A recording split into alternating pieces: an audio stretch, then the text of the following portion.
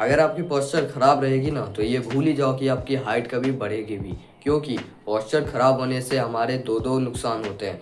अगर आप अभी टीनेजर नहीं हो, 18+ हो, और अगर आपका पोस्चर एकदम बॉडी पोस्चर ख़राब, एकदम स्पाइन का पोस्चर ख़राब है आपका, तब आपको क्या नुकसान हो सकता है? हाइट में बहुत बड़ा नुकसान हो सकता है, क्योंकि आपकी हाइट, मान लो आपकी हाइट है 5'4", बेसिकली आपकी हाइट कुछ सेंटीमीटर्स तक कम दिखाई दे रही है, एक्चुअल में वो कम है नहीं, लेकिन आपकी बॉडी की पोस्चर जो है वो ख़राब है, इसकी वजह से आपकी हाइट कम नज़र आ रही है। और अगर आप अभी टीनेजर हो, बच्चे हो, अगर अभी आपकी पोस्चर ख़राब है, तब तो आपको बहुत बड़ा नुकसान होगा, उससे ज़्यादा नुकसान होगा। कैसे?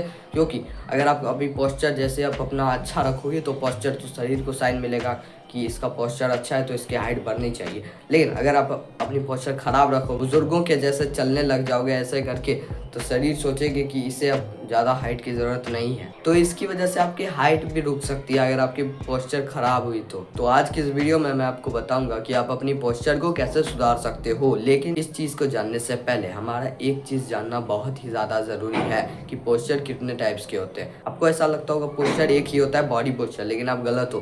पोस्चर कुल मिला के 2 टाइप्स के होते हैं। एक तो हमारा स्पाइन का पोस्चर होता है, जिसको हम बॉडी पोस्चर भी कह सकते हैं, और एक होता है हमारा नेक का पोस्चर। इसके बारे में ज़्यादा लोग नहीं बात करते। नेक का पोस्चर भी मैटर करता है। स्पाइन का पोस्चर आपका मैटर करता है हाइट के लिए, नेक का पोस्चर आपका मैटर करता है आपकी फेशियल बोन्स के ग्रोथ के लिए। अगर आपकी जो नेक की पोस्चर होगी वो ख़राब होगी तो आपकी फेशियल बोन्स जो है ना, वो अच्छे से ग्रोथ उनकी नहीं होगी। तो सबसे पहले मैं आपको बताऊंगा कि आप अपनी स्पाइन की पोस्चर कैसे फिक्स कर सकते हो। उसके बाद मैं आपको बताऊंगा कि आप अपनी नेक की पोस्चर कैसे फिक्स कर सकते हो। तो स्पाइन की पोस्चर यानी कि बॉडी पोस्चर फिक्स करने के लिए आपको ज़्यादा कुछ करने की ज़रूरत नहीं है, लेकिन जैसा वे लोग कहते हैं स्ट्रेचिंग्स करो, स्ट्रेचिंग से पोस्चर फिक्स हो जाएगी, वो बात ठीक। लेकिन जो आपकी पीठ है ना, जो आपकी स्पाइन है, अगर वो कमज़ोर रहेगी तो वो हमेशा, आप कितने भी उसे ऐसे सीधा रखने की कोशिश करोगे, वो हमेशा ऐसे ही हो जाएगी। इसलिए पहली चीज़ जो आपको करनी है वो आपको अपनी पीठ को मजबूत बनाना है। आपको अपनी स्पाइन को मजबूत बनाना होगा, तभी आप अपनी पोस्चर को सीधा रख पाओगे। अगर आपकी पीठ कमज़ोर होगी, स्पाइन कमज़ोर होगी, तो वो उस सीधे पोस्चर को सस्टेन ही नहीं कर पाएगी।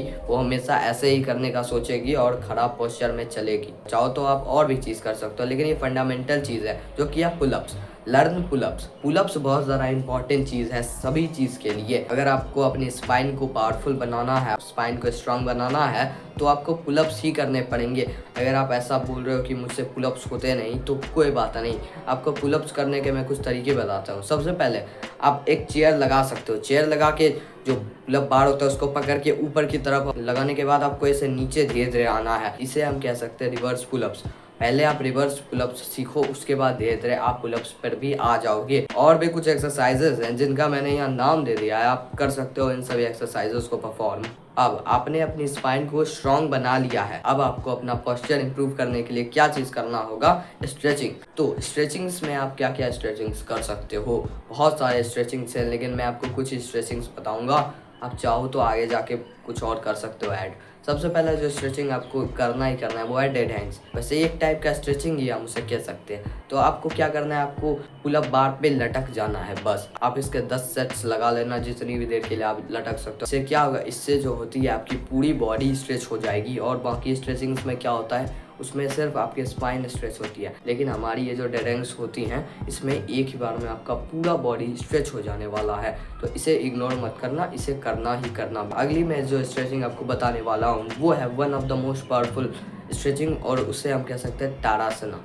ताड़ासना बहुत पुराना एक स्ट्रेचिंग है और ये इसे बहुत पावरफुल भी माना जाता है। आप ताड़ासना का आप ट्यूटोरियल यूट्यूब पे जाके देख लेना, ताड़ासना कैसा किया जाता है। अगला जो स्ट्रेचिंग मैं आपको बताना चाहूँगा वो है हमारा कोबरा स्ट्रेच। कोबरा स्ट्रेच भी one of the most powerful stretchings में से एक आता है। इसका भी आप जाके देख लेना ट्यूटोरियल कैसे किया जाता है। तो अब बात कर लेते हैं कि आप अपनी नेक की पोस्चर को कैसे सुधार सकते हो।